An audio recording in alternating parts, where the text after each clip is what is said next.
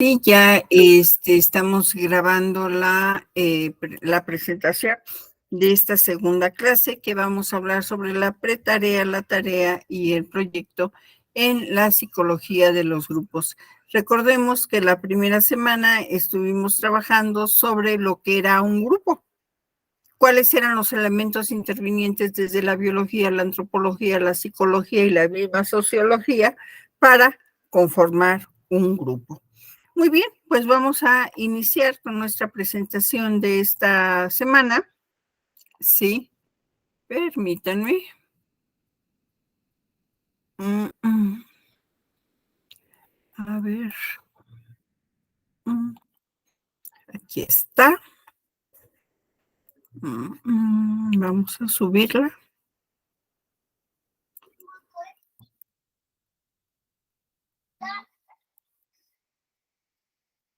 Muy bien. Bueno, vamos a empezar con nuestra clase y vamos a ver cuál es el significado del comportamiento grupal dentro de las características individuales de la personalidad y del desempeño dentro de un grupo a partir de sus características patológicas a nivel grupal. Y dentro de estas características vamos a ver cuál es ese comportamiento observable que se da dentro de una actividad como es una pretarea, como es una tarea y como lo es al finalizar un proyecto. Muy bien. Bueno.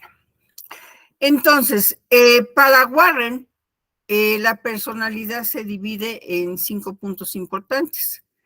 Es una organización integrada por todas aquellas características cognitivas, afectivas, volitivas y físicas de un individuo, tal como se manifiesta a diferencia de otros. Una manera es como yo me manifiesto, como yo me conduzco, como yo trabajo, y otra manera es el cómo se dan esas representaciones, pero ahora a nivel grupal. Otro punto de la personalidad es la caracterización o el patrón general de la conducta total de un individuo. Es decir, cómo se constituye a partir de la personalidad ese temperamento y ese carácter en el individuo, ¿sí? Y cómo estas partes se van a manifestar de una manera total dentro de mí como una persona única e irrepetible. Ese carácter campal o forma del patrón total de conducta del individuo, cómo me conduzco yo, ¿sí?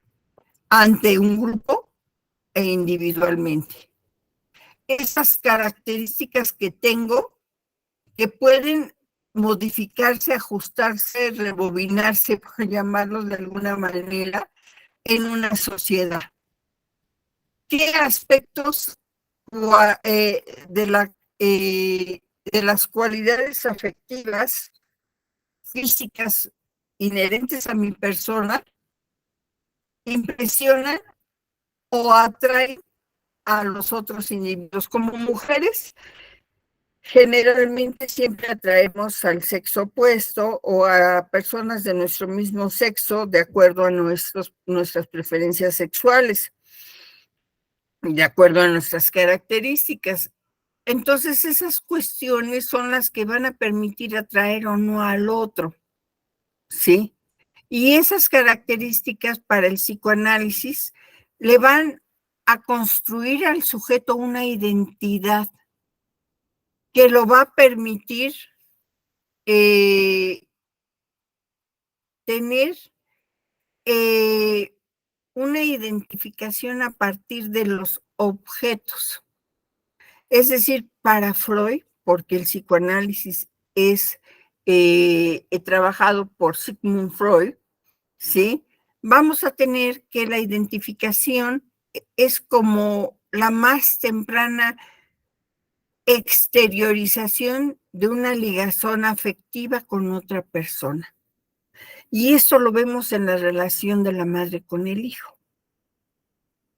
Hay patologías en donde la madre con el recién nacido no se identifica y no se da esta liga externa de identificación con el hijo que acaba de parir y que a nivel cognoscitivo, a nivel emocional, a nivel carácter, a nivel temperamento, trae consecuencias muy graves para la persona, tanto para el recién nacido como para la madre que acaba de parir.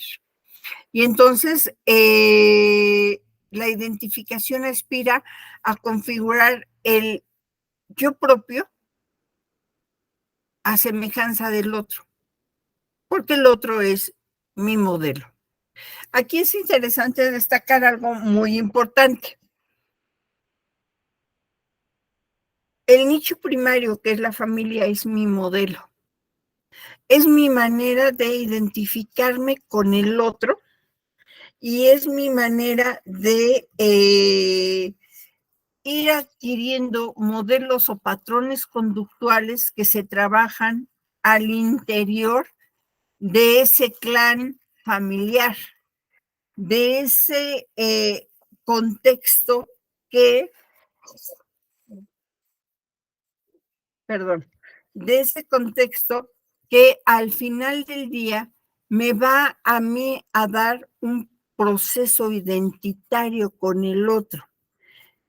Veíamos en la película de El niño salvaje de Aveyron que por estar solo, esos patrones no los tenía. Y no los tenía por la simple y la sencilla razón de que era un niño que había sido abandonado. Y esa identidad no se construía a partir de identificarse con los objetos que el otro poseía. Entonces, esa identificación no se configuraba. Y por lo tanto, yo no podía asemejarme al otro. ¿Sí? Podemos ver a un niño de primaria con su hermanito de preescolar y el hermanito de preescolar va a querer hacer todo lo que el hermanito de primaria haga, porque está buscando una identificación con él, está buscando que él sea su modelo, ¿sí? Y si no lo tiene, ¿qué hace? Se encapsula, se encierra. Para Weiner, es una psicóloga, psicoanalista, menciona que las identificaciones se ocupan de la interacción entre el ambiente, el sujeto, la influencia de ese ambiente y de los otros sobre el yo y la relación entre ese intercambio interno y externo en lo que conformará la personalidad. Es decir, al estar yo inmerso en un contexto determinado, ese contexto va a tener ciertas características que me van a permitir a mí identificarme con esas características y a su vez absorberlas a partir de cómo esas características están integradas en el otro y transformadas a partir del carácter y del temperamento en la personalidad del otro. Y cómo eso va a hacer que yo también busque transformarme, mimetizarme con ese otro a través de lo que yo estoy observando y a través de lo que yo voy realizando imitativo al identificarme con la conducta del otro. Y entonces, de acuerdo a esta doctora Weiner, para muchos otros el psicoanálisis, en este aspecto del psicoanálisis, la personalidad comparte aspectos ambientales llamados externos, como la familia, los maestros, el grupo social, etcétera, así como aspectos internos, los pensamientos, los deseos, las emociones, las percepciones, las fantasías. Es decir, tenemos aspectos psíquicos, o aspectos que son netamente psicológicos, y todo ello dará al sujeto una construcción subjetiva de sí mismo, es el llamado self, mí mismo, ¿sí? Cuando yo me veo, cuando yo me identifico, cuando yo reacciono, cuando yo me siento, cuando yo comprendo quién soy yo, lo hago a partir de la mirada del otro y de mi propia perspectiva que tengo de quién soy yo. Entonces, en el diccionario de Laplace y Pontails se menciona que el concepto de identificación adquiere progresivamente en la obra de Freud un valor central más que un mecanismo psicológico entre otros. ¿Por qué? Porque hace del individuo la operación en virtud de la cual se constituye un sujeto humano. Muchas culturas, por ejemplo la otomí, traen cargando a sus bebés en un rebozo que a ellos lo llaman chingorgo. Y ese rebozo llamado chingorgo, ¿qué es lo que está haciendo?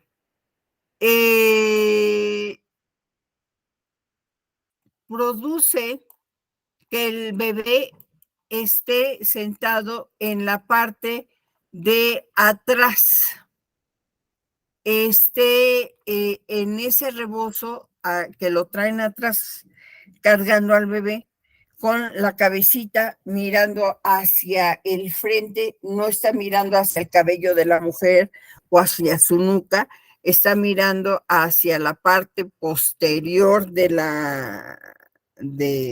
escenario que él tiene. Entonces, él está captando todo lo que está sucediendo alrededor. ¿Por qué? Porque las madres otomíes dicen, el bebé no tiene inteligencia para pensar. El bebé tiene 3 años y sigue sin tener inteligencia para pensar. Cuando ustedes le preguntan a la madre, bueno, ¿y cuándo tiene inteligencia para pensar? Cuando empieza a hablar. Cuando lo bajan de ese rebozo, de ese chingorgo, y empieza a dar sus primeros pasos y a balbucear sus primeras palabras. Antes no. ¿Se fijan? Pero ¿quién se encarga de que esto suceda? No es la madre, porque la madre no tiene la interacción con el hijo. Es el contexto externo. Aquí no es la familia primaria. No, aquí es el contexto que está permeando la realidad del sujeto y que el sujeto va viendo, va interiorizando a partir de ir mirando cómo se van dando las interacciones. Y cuando lo bajan, obviamente, con la interrelación con sus hermanitos o primitos o sujetos que estén dentro del núcleo familiar.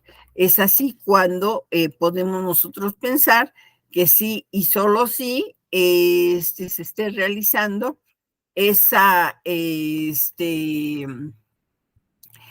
interrelación tan necesaria para el chico que está en un proceso de formación. Muy bien. Y entonces, para Rivière, que ustedes ya leyeron su biografía, espero que ya lo hayan hecho, es una vida muy especial, ¿sí? Es una vida muy, para la época, muy intensa. Para Pichon, él emigra junto con su familia a la ciudad de Argentina, cuando él era un pequeño, ¿verdad? Cuando fue ya un adulto, pues fue médico, fue psiquiatra, fue psicoanalista, es uno de los primeros psicoanalistas pioneros en Argentina. Él elabora la teoría del vínculo y da un salto de lo individual a lo social. ¿Y cómo da ese salto? Pues lo da cuando él empieza a pensar que se dan interacciones dinámicas entre los sujetos y que esas interacciones dinámicas entre sujetos se dan a partir de esa interacción dialéctica entre uno y el otro, y que estos pueden ser tanto internos, esas interacciones pueden ser internas cuando yo estoy pensando, o pueden ser externos cuando yo estoy hablando, ¿sí?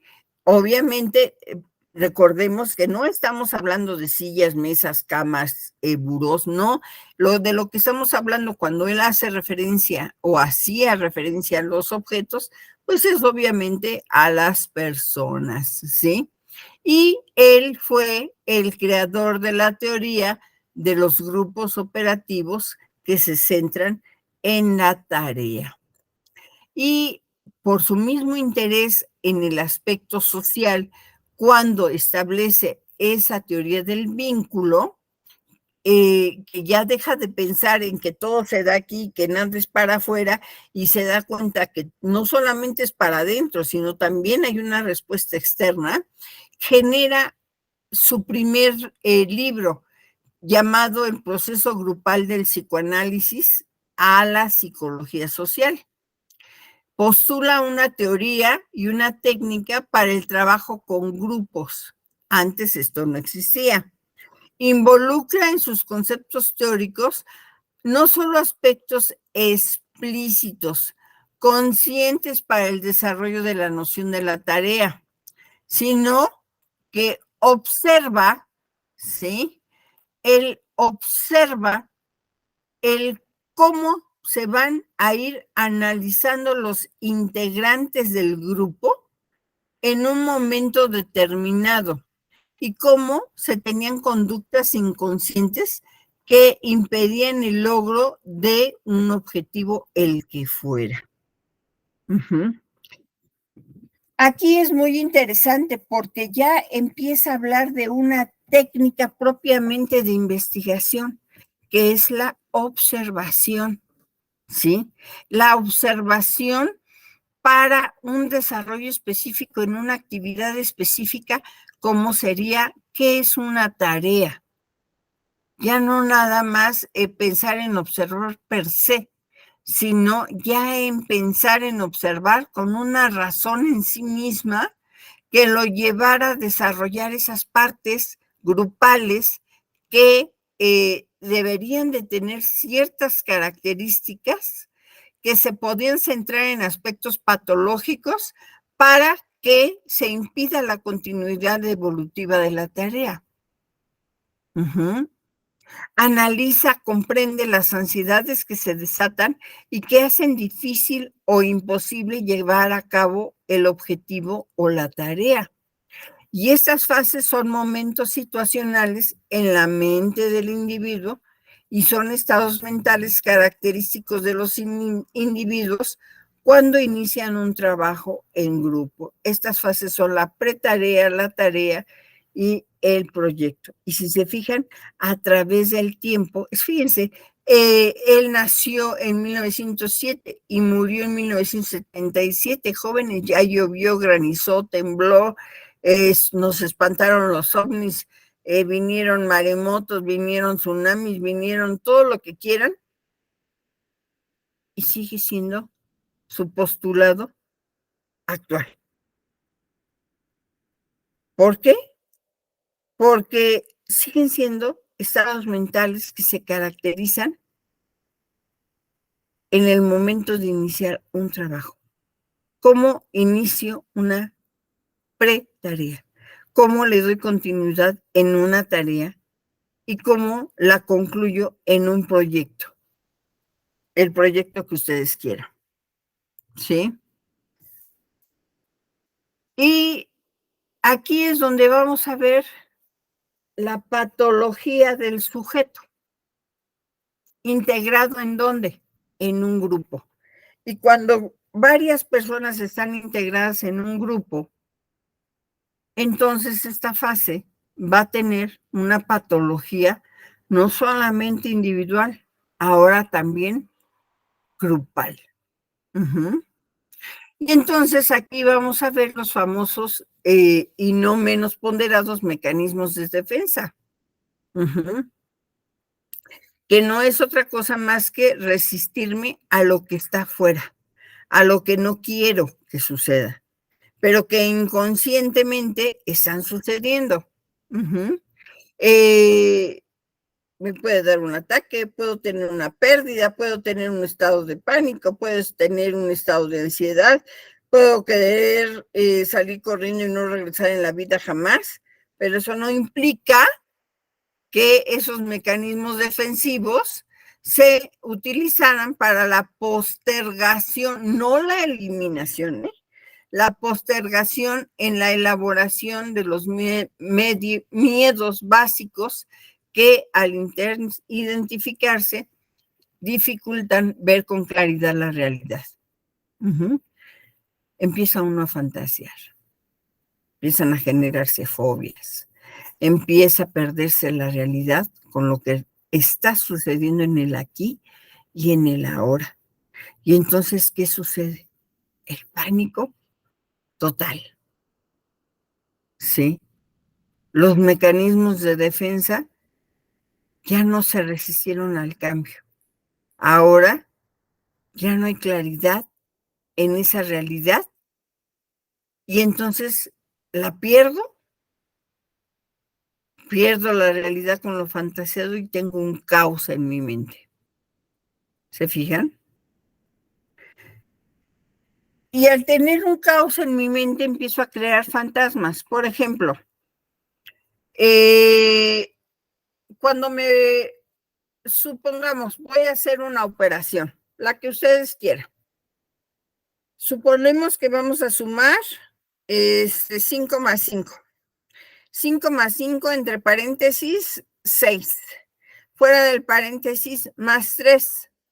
¿A qué nos da resultado? Y todavía yo te digo, rapidito, tienes 5 segundos. Y entro en pánico. Y empiezo a resistirme a ese cambio verbal de presentar una tarea. Y por lo tanto no lo hago. Y por lo tanto el proyecto no se realiza porque yo no lo hice. Es más, ya ni me acuerdo qué fue lo que dije ni cómo lo dije. ¿Cómo se elaboró? No lo elaboré. Uh-huh. Y genero tensión en el grupo. Y la maestra, al ver que solamente escribí, pero sigo yo con mi goma de chicle por otro lado y sin atender, ella se percata de que no puso atención. Y eso genera nerviosismo, estrés, tensión en el grupo, en el pequeño grupo que se esté o no formando. Uh-huh. Entonces, esos mecanismos de defensa, en lugar de favorecer, perjudican. Hay otra autora como Melanie Klein.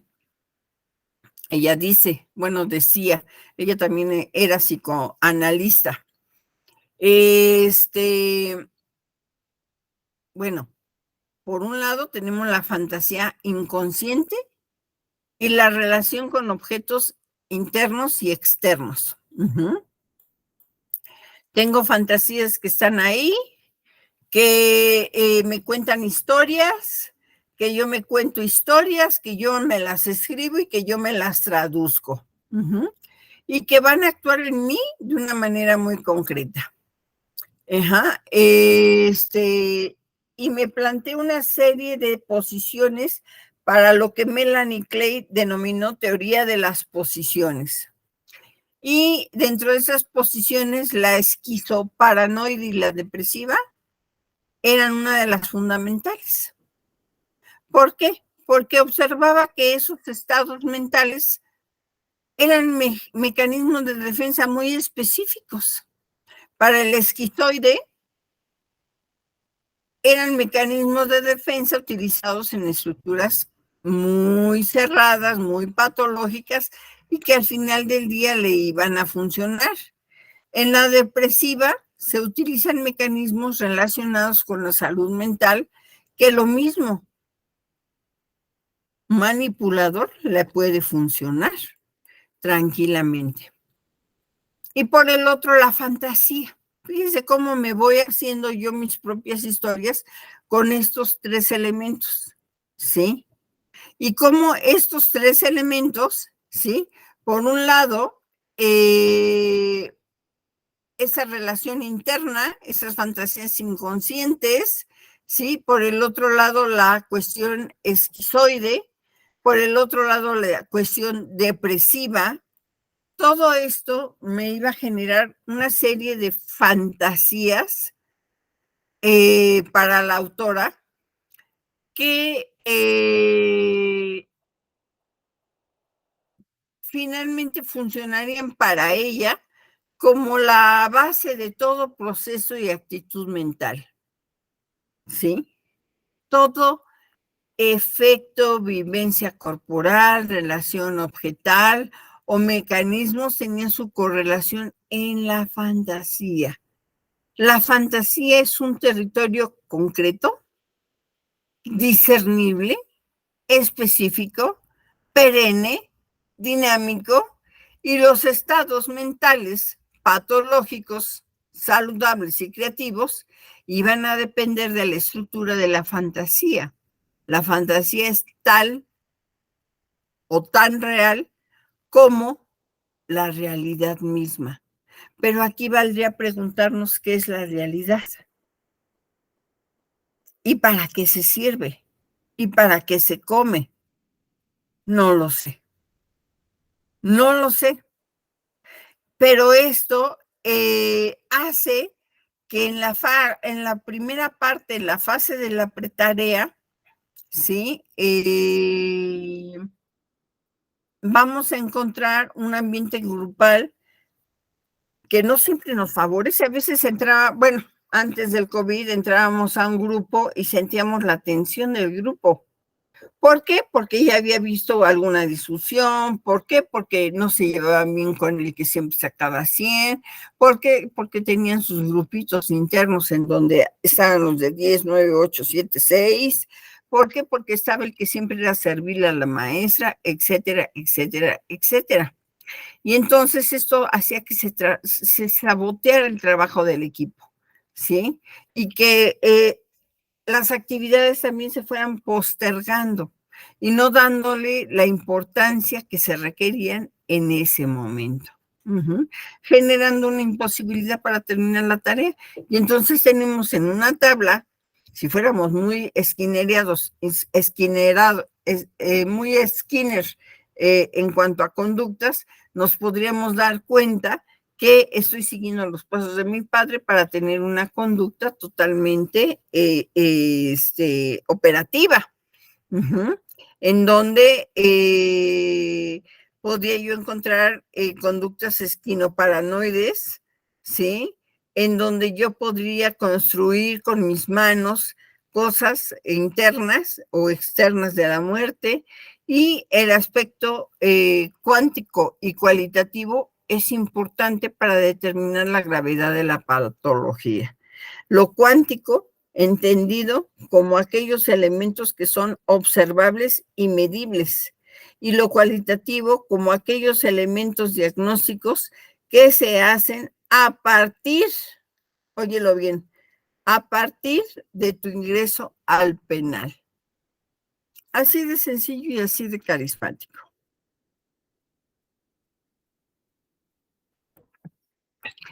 Entonces, nosotros hemos trabajado en grupos de trabajo,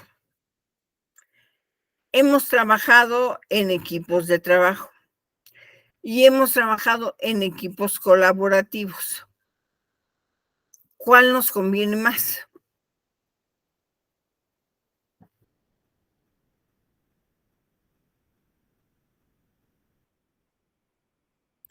Pues va a convenirnos más aquella que no sabotee el trabajo del equipo. aquella que no utilice mecanismos de postergación, que solo van a dejar la imposibilidad de la terminación de la tarea, ¿sí? Que se reúne para hacer las actividades en el salón de clases. Y ahorita no, tengo mucha flojera, más tarde, ¿sí? Entonces, vamos haciendo como nuestra propia separación de lo que puede ser bueno o de lo que puede ser malo. Y esto a su vez se le llama excisión, porque vamos a dividir las cosas que son buenas de las cosas que son malas y vamos a entender, ¿sí? Cómo esto a su vez va a calmarme a mí, porque entonces me va a generar a mí. Ahora, ¿sabes qué, Mate? Ya no te voy a ver desde lo general. Ahora te voy a ver, sí, en general, pero además desde lo particular, y no me voy a tardar contigo arriba de 15 minutos, ¿sí? Porque va a haber una identificación que me proyecte, en donde yo como persona voy a tener una manera omnipotente de liberar aspectos de mí mismo que no se tolera y los coloco en otra persona o miembro del grupo y genero una confusión del sí mismo. Por un lado, hago un desprendimiento de aquellos aspectos guácala de mi persona que todos tenemos, ¿sí? Y se los deposito a alguien más. Y entonces el otro va a empezar a ver a la que le deposité, pues con unos ojos de muy pocos amigos, Juan. Muy pocos amigos. Entonces, esto son mecanismos también de Melanie Klein defensivos y que fueron descritos por Klein en sus principales mecanismos de la mente para defender dicha postura teórica. Uh-huh. Entonces, ya vimos ahorita la cuestión de la proyección. Ya vimos también la cuestión de la incisión. Ahora vamos a ver la cuestión de la negación. La proyección se expulsa de la mente aspectos negativos, agresivos, es decir, colocan a otra persona aspectos que la persona no tolera de sí misma. Por ejemplo, cuando vamos a un velorio, siempre dicen, Gumaro era muy bueno, Gumaro me quería, Gumaro, yo era todo para Gumaro. Pero cuando Gumaro empiezan a descubrir quién era, se dan cuenta que ya no era la sombra de la persona con la cual se había enamorado. Ahora queda muy poco. Y entonces esa proyección expulsa de la mente aspectos negativos, agresivos, y a la otra persona va a colocarle aspectos que la persona no tolera de sí misma. Por ejemplo, si yo soy muy agresiva, yo voy a decir que la maestra del salón de ética profesional es la agresiva. Y toda mi negatividad se la descanso en ella. Ahora viene la introyección. El psiquismo utiliza este mecanismo para mantener dentro de la mente pensamientos, personas que son llamados objetos internos y que son para el individuo la formación del propio yo y del super ello, ¿sí? Es decir, que apenas se están conformando. La negación. Aquí, pues, como se dice su palabra, todo se niega, ¿sí? No existen impulsos agresivos, no hay fantasías de una realidad psíquica y no hay objetos que perturben la realidad externa. Así de sencillo y carismático. Y finalmente, la idealización. Ese mecanismo se utiliza como protección de los objetos buenos, que generalmente los adolescentes siempre lo utilizan cuando se tienen novios. Ay, es que él es tan bueno. Ay, es que él no se merece que lo trate mal, ay, es que él, yo lo amo, lo amo, lo amo, y no le veo las características que se dicen ver, entonces lo niego. Pero al negarlo, estoy también yo cometiendo una falta de tarea. ¿Por qué? Porque lo idealizo. ¿Por qué? Porque le coloco a esa persona aspectos que no tiene. Aspectos que yo veo, pero que él no tiene. Y como no tiene, pues entonces, ¿qué es lo que está haciendo? Lo estoy idealizando. Eso es lo que estoy haciendo, idealizando y negando aquellos aspectos malos, negativos, agresivos que la persona tiene, como en las parejas. En el momento en que yo me junto con una persona, estoy conformando un equipo de trabajo, un equipo de pareja, un equipo de lo que quieran. Pero en el momento en que yo digo, es que es muy bueno, es que él no me maltrata, es que él no me dice groserías, lo estoy idealizando, le estoy proyectando, ¿sí? Aspectos positivos y expulsando de mi mente todo lo malo que él como persona me hace. Estoy introyectando en mí cosas que están en mi estructura mental interna, como es el yo y el superello, y niego categóricamente todo lo malo que él tiene y lo idealizo. Y el hombre es un santo. O también la mujer es una santa. ¿Por qué?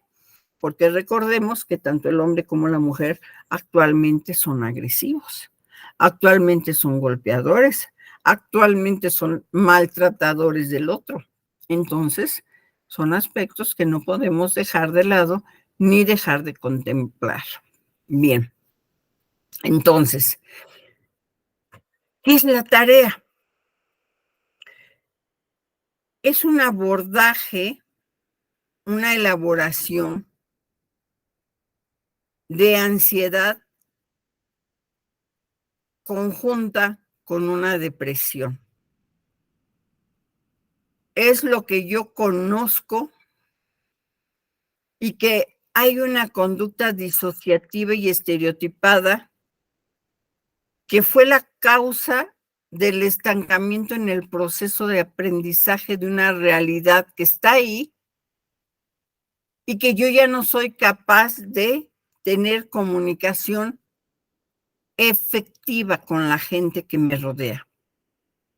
Y me encapsulo. Y entonces se deteriora la comunicación con el otro. Mi postura depresiva tiene características que integran la culpa.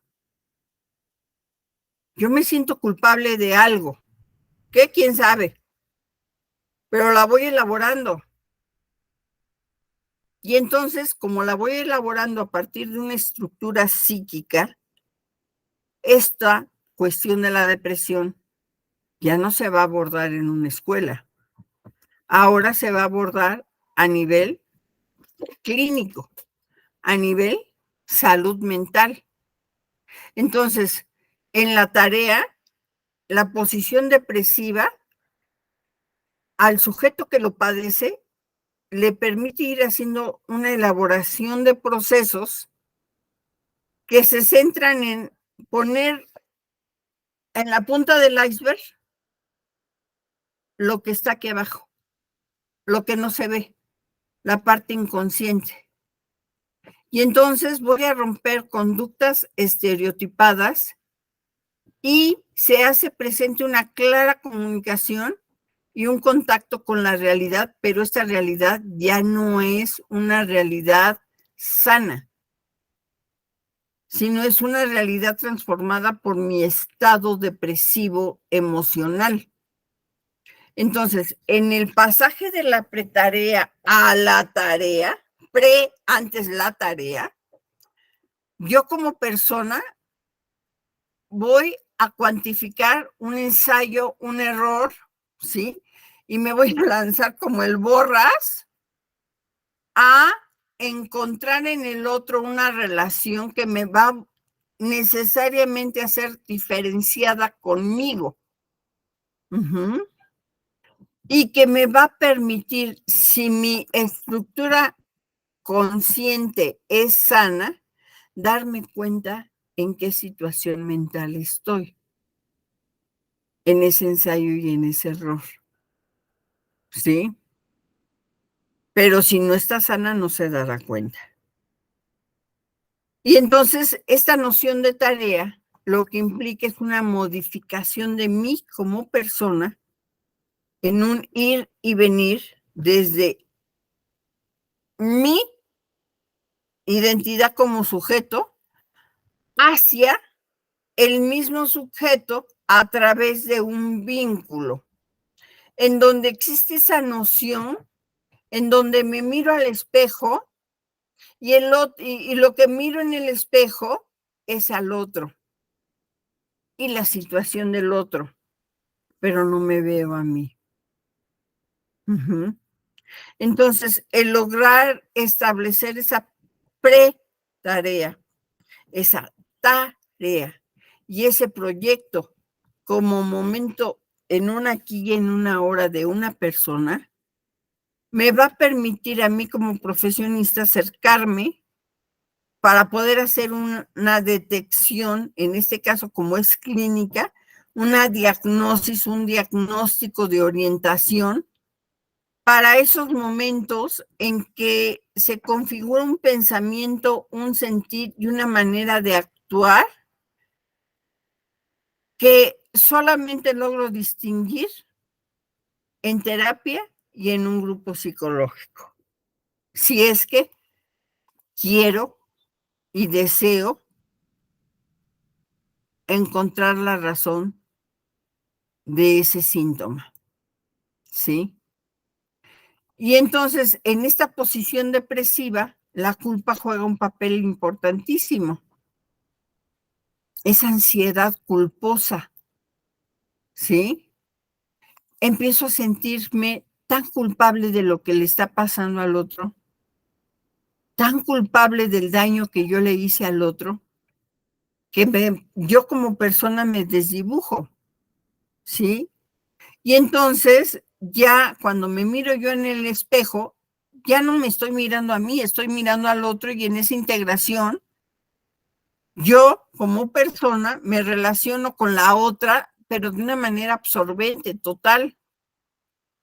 Puedo reconocer aspectos buenos y malos de esa persona y de mí mismo, siempre y cuando yo quiera reparar, siempre y cuando mi mecanismo de defensa en esta postura que hagan de cuenta como una mancha voraz me está absorbiendo en pos de hundirme, de afectarme, siempre y cuando ese mecanismo de defensa salga a flote para reparar los posibles daños que estén ahí presentes.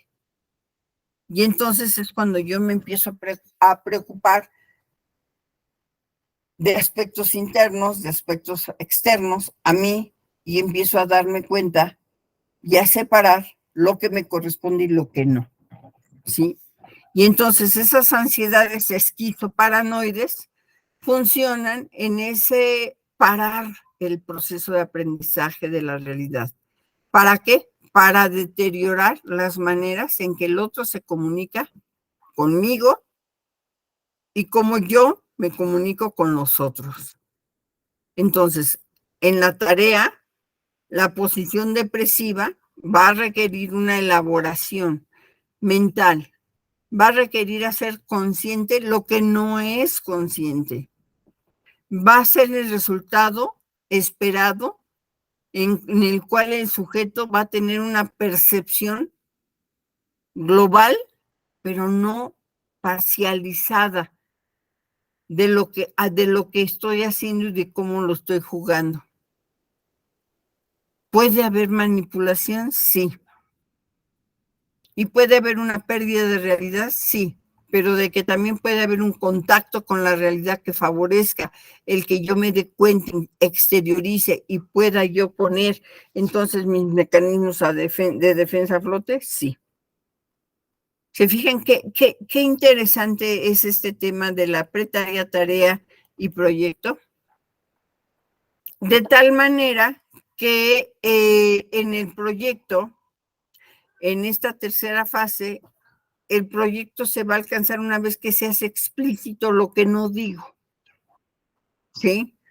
Que por mi paranoia de no decir las cosas, de estar en otro lado de mis ansiedades, no logro elaborarlas, pero cuando ya estoy en un proyecto las empiezo a elaborar y empiezo a tener una percepción global de los elementos en el juego, pero ahora de los elementos que están ahí y que pueden existir esa posibilidad de que se manipulen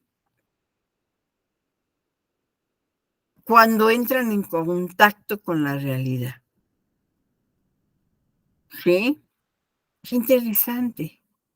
Mucho, muy interesante. Y cuando esto sucede, pues cuando entran en contacto con la realidad, pues surge toda una transformación. Uh-huh. Como podemos ver aquí, en las ilustraciones, el proyecto, después de haber elaborado la estrategia operativa en el mundo interno y sobre las bases de dicha planificación, el sujeto puede orientar la acción, es decir, realizar un proyecto como emergente de la tarea. El grupo se plantean objetivos que van más allá del aquí y del ahora, construyendo una estrategia destinada a alcanzar dichos objetivos. Esto siempre y cuando también el mismo grupo está interesado en apoyar en los procesos de la de la tarea y del proyecto. Muy bien. Temas muy interesantes, temas muy apasionantes, temas que están aquí y que hacen que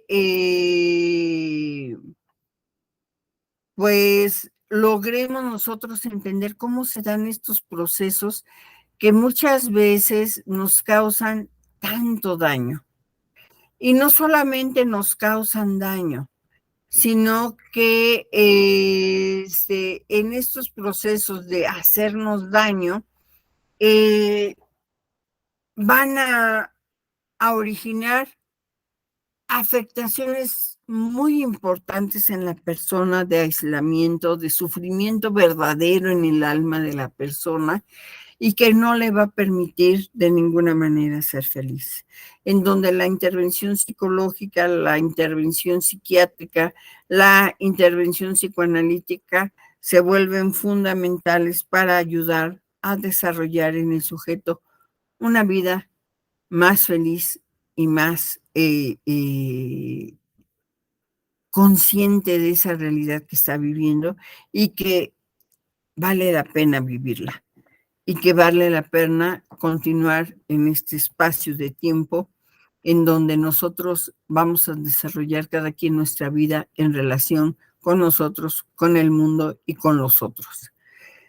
Muy bien, jóvenes, pues espero que hayan disfrutado la plática, espero que la hayan comprendido. Sigo a sus órdenes. Nos vemos el siguiente martes. Linda tarde. Gracias.